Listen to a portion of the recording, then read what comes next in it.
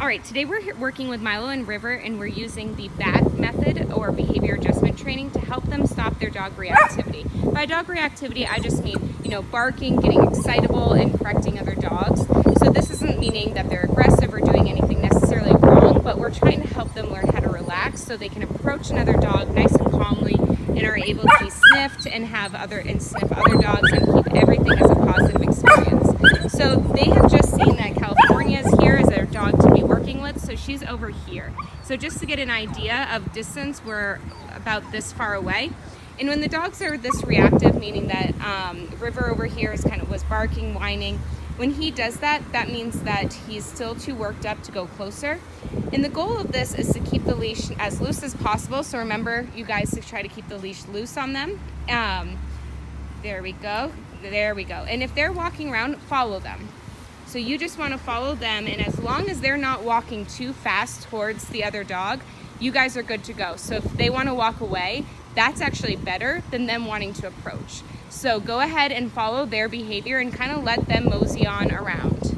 Notice that once they started engaging with the ground and they're starting to smell more, he's calming down because he can kind of distract himself and help calm himself down. Now, when they choose to walk towards the other dog, as long as they're being this calm, notice their energy level has decreased quite a bit now that they walked away. If they start approaching her, they can go ahead and do so and just follow along. They're apparently deciding they want to go farther away.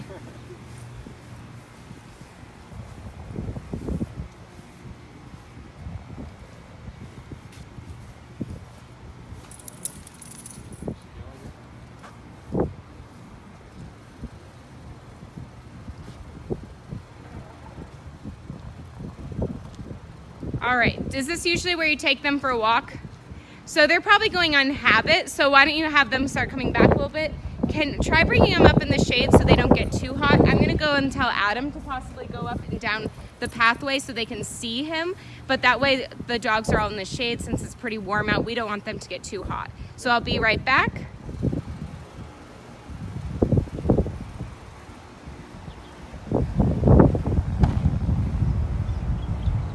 Hey Adam, why don't you come up here where you can be in the shade with Callie? Great, so if you just want to go up, there's a little walkway right up there, and then I'm going to video their reaction as Callie gets closer, and just head on up there. If you can just go straight up, that'd be perfect. Thank you. So the dogs have noticed that the other dog is coming out now that we're working in the shade. So we see that River here is a little more anxious than Milo, but they're not targeting. And by targeting, I mean they're not standing there and staring him down. You can see that Milo's watching the other dog, but he's not being too anxious about it. Adam, you can come closer.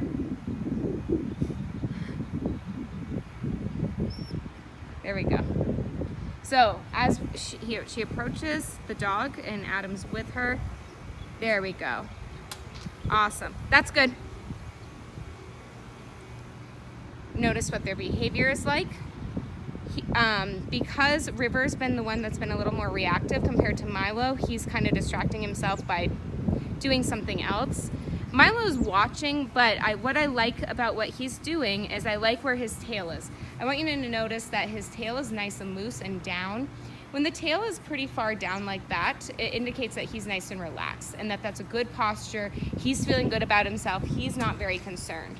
So if he were to start walking towards the other dog, I would feel very comfortable with that. Another good sign is he's sitting, so he's nice and relaxed. If he might think that he shouldn't be pulling on the leash, which is a good thing. So you can try taking a step or two closer to the other dog and see how he does. I'm gonna get back here so you can see the distance that the other dog is from him. And now he's kind of leaning away, which indicates that he's not ready, and that's okay. So we really just want to kind of hang out until the dogs feel comfortable enough to walk towards on their own. If you want to bring River out of the sun, that's also fine because it is a pretty warm day. There we go. And this is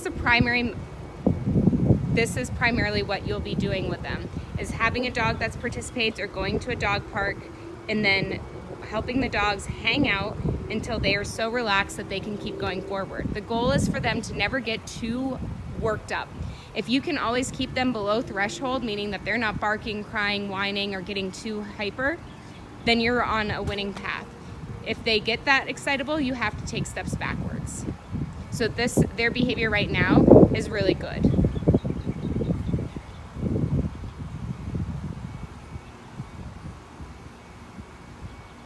Again, I also want you to notice that now that River hasn't gotten any further away from the other dog, but since he's seen her that very first time, he's relaxed tremendously. His tail is also down.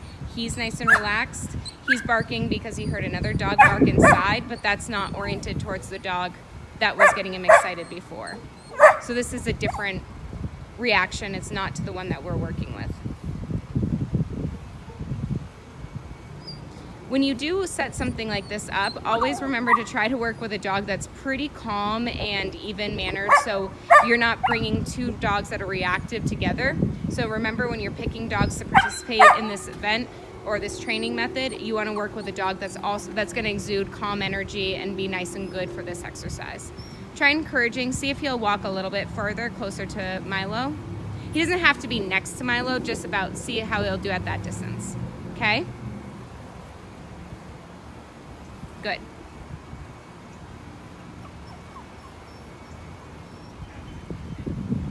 Good. Notice where his tail is. Milo got a little more excitable by seeing River get closer, so his tail went up.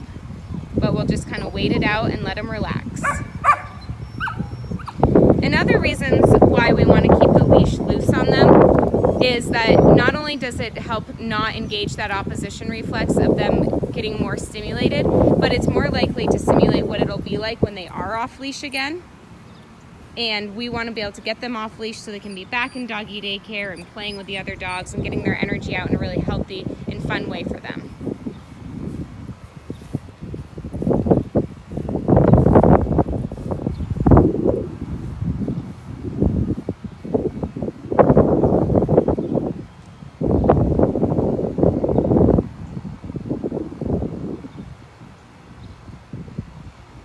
His tail's down now, which is good.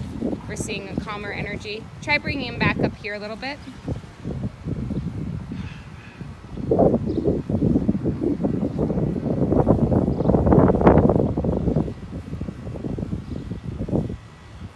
Try bringing him off the patio. And just encourage them to walk a little bit closer. We'll see how they do. I'm going to try to get behind you guys so I can see their body language. So try walking Milo a little closer to the other dog. And River as well. Good job. Perfect. Okay. He can stay there.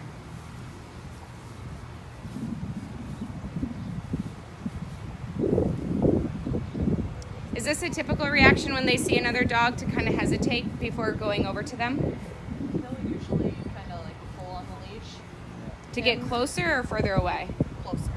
Okay, and now he's doing the opposite? Yep. And then him, he's kind of... Hit or miss. Yeah. Sometimes he wants to go. Sometimes he wants to just forget about him. Sometimes he wants to go away. Okay. He usually wants to go play immediately. So this is out of 50. Okay. And what it might be is a difference that we set it up differently, where they know right now that excitement, we've had them walk away. So he might be realizing that he's not ready to go over. I'm not sure. See if Milo will take a couple steps forward and then just stand there. Say, go a couple steps forward and then stand still. You can kiss to him, kind of like, come on, buddy, that type of thing.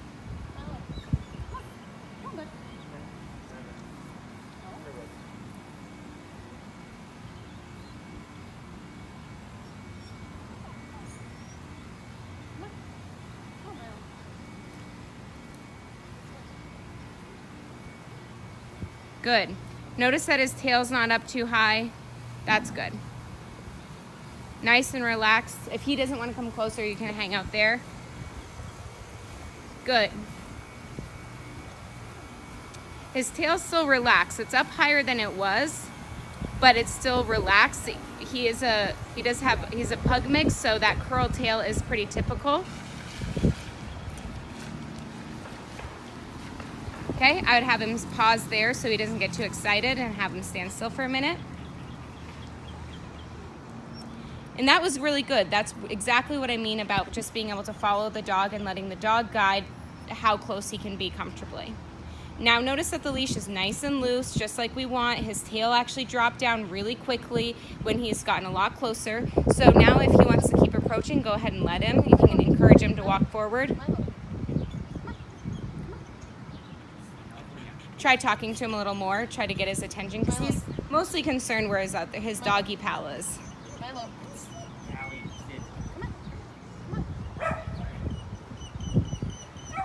So since he's getting more worked up, just keep him there. So sometimes dogs are not going to be in the same place. So as he gets worked up, have him back away. Good. Back him up until he stops barking and he relaxes. So a lot of times dogs that live together will feed off of each other. So he's barking more at him, so I wouldn't bring him closer. Keep him here until he can relax again. So they're feeding off of each other. So it might be good to be doing some of this independently. Let one dog come closer, and then eventually you'll work on having them both walk closer together. But right now, they might be feeding off of each other too much. So try getting his attention directed the other way. Milo. Just kind of bring him with you. I would just start walking. There. Perfect. That's what I wanted. Good.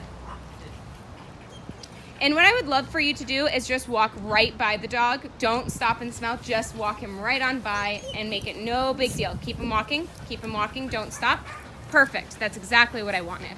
Then stop there, right about there. Perfect. That's teaching him confidence, and that every time he goes by a dog, it doesn't mean he has to start smelling and engaging. Since that seems to be his main trigger of getting him more reactive is when a dog is smelling him. We want to teach him that he can go by other dogs and they won't always bug him and smell him. And then we can see that River's off in the distance and it has relaxed. His tail's gone down quite a bit. Excellent. Now, this is a good indicator that Milo's doing well because he's able to sit and be in a more relaxed position. So if he wants to approach Callie for a quick sniff, that's fine. I would say no longer than 1 or 2 seconds for sniffing, and then separate them and have him keep walking on by. Callie, focus. Hey, California. Like that. Yep, and then go ahead, keep walking. Perfect. And we're just going to keep doing this. Okay, pause there. This is almost curiosity killed the cat. I would rather get him to the point where instead of being reactive, he's more or less saying, you're not letting me get enough information. I want to go back. I want to greet the dog. So you're encouraging that curiosity instead of him saying, no, I'm uncomfortable. We want him to be going, gosh, you're not letting me do this as much as I want. I want to be closer to this dog. Does that make sense? Yep. So let's try it again. Let them smell for a minute, and then, or not a minute, but 1 or 2 seconds. Good, and then keep them going. Perfect. Awesome. And so just to wrap up the video, and we'll practice a little more off camera, this is what you want to do until you get to the point where he can stand and engage and smell with the other dog for longer and longer periods of time. But at this stage, we want to keep these short and brief, and so you're always ending on a good note. When he's able to walk by a dog like that, that might, for one day, be enough. Call it good, as long as it ends on a good note. You don't want to end with him growling or having a negative experience. Go ahead and walk him away if he's a little frustrated, like that way. Just until he relaxes. Perfect. Good.